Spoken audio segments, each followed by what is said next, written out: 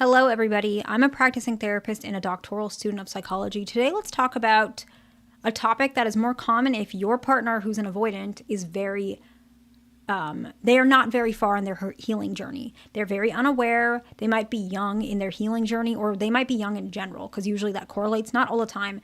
And basically what happens is they might not react properly until you are basically done with them or done trying. And this unfortunately can even happen in like long-term marriages. About this. And so we're going to talk about what happens when an avoidant realizes that you're done trying, okay? The first one is they actually start putting in effort. And unfortunately, you might feel like it's not genuine. It is.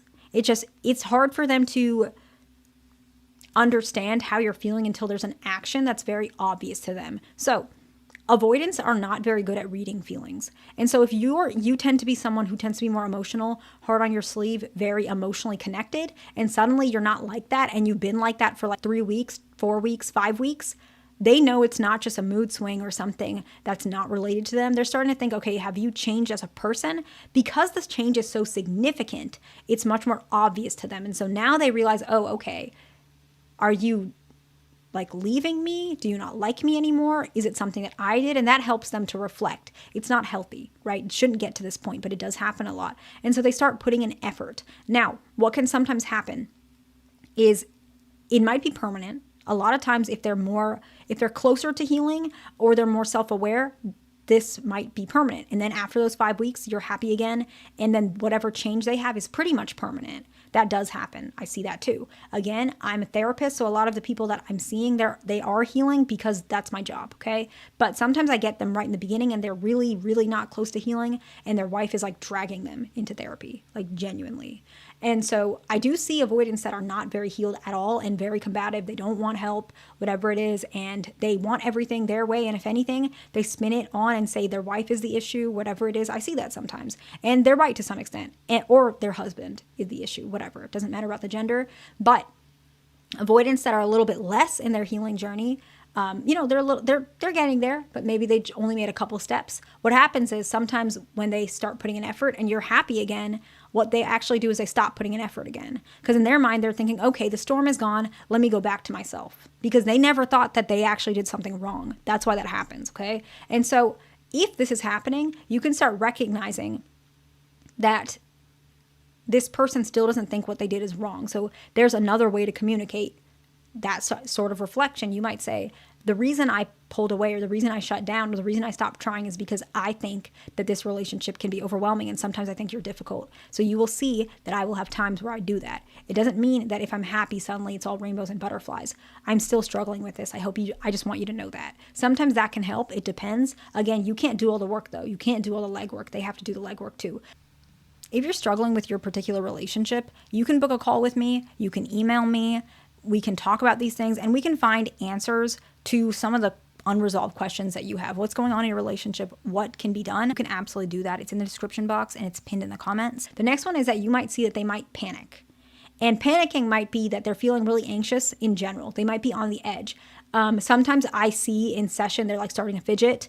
They might, if they're picking up something in session, let's say they're on a desk together and there's a cup, they might be picking up the cup and they might drop it. Right? Because they're feeling like very anxious and they might even report, I've been dropping things more often. I've been more like panicky. I forgot my car keys. I forgot whatever it is. I didn't realize it's time to pick up my son from daycare and I had to drive all the way up there and I was late and I was so concerned, whatever. They're like panicking in their life in general. It feels like their life is falling apart. It might look like an overreaction because you're not doing it on purpose if you're done trying, but in their mind, they are feeling like my life's falling apart. Something's happening and I can feel it, but I can't put my finger on it.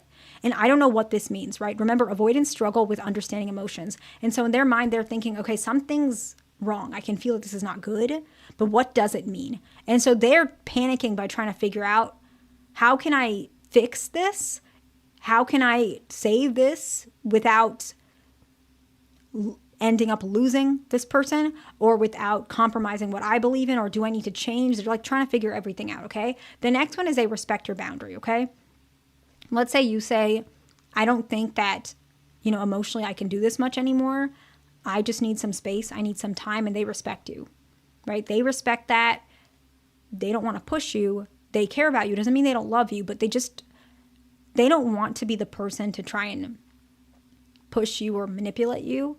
Even if they're hurting, they do respect you. If they do respect you, it's actually a good sign. Take your time, and if you decide, you know what, I want to make this, work, they're probably going to try and change.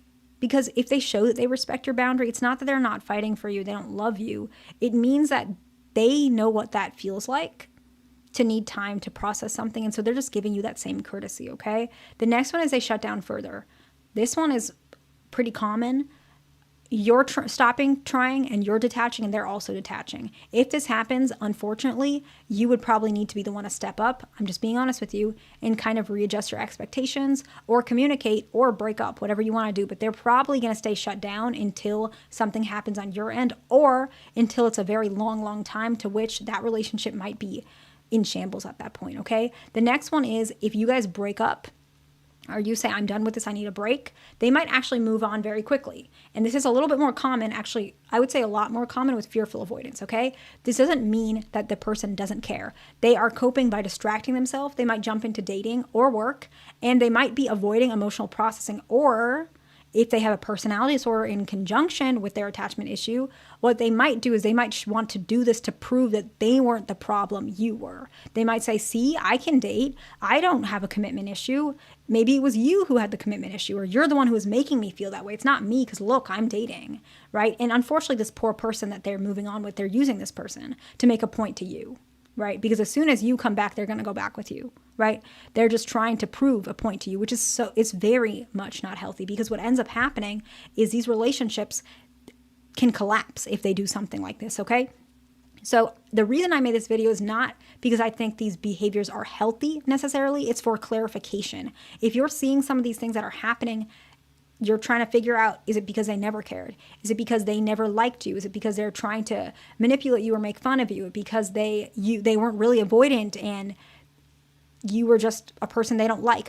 That's not always the case. That's why I made this video, so that you can understand that if you're seeing some of these things, this is a reaction that they actually feel for the loss of you, okay? So example, when they shut down further, it doesn't mean they're playing games and they're trying to do some sort of stalemate type of thing. They genuinely don't know what to do, and they're trying to process how they feel. But the processing can take so much longer than you. It might take months.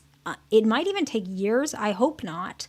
But these individuals struggle so much with emotional processing. So you think it's because they don't care, when they're actually just processing. You process it maybe in like a day. They're taking like months, okay? And so you're seeing the first 2 minutes of yours processing is like their first 2 weeks. I'm just being honest, okay? And so that could be what you're seeing the difference, okay? So let's summarize and then we can wrap it up. The first one is they start suddenly putting in effort. It might be a permanent change. It might not be, depending on their healing journey. The next one is they might start panicking, being more anxious. They might feel the loss, and you might see them fidgeting more, dropping things more, being more careless about their day-to-day life, right? Avoidants are very structured. Their structure is like breaking apart, okay? The next one is they actually do respect your boundary, whatever that boundary that you set is, or that perception, okay? The next one is they shut down further.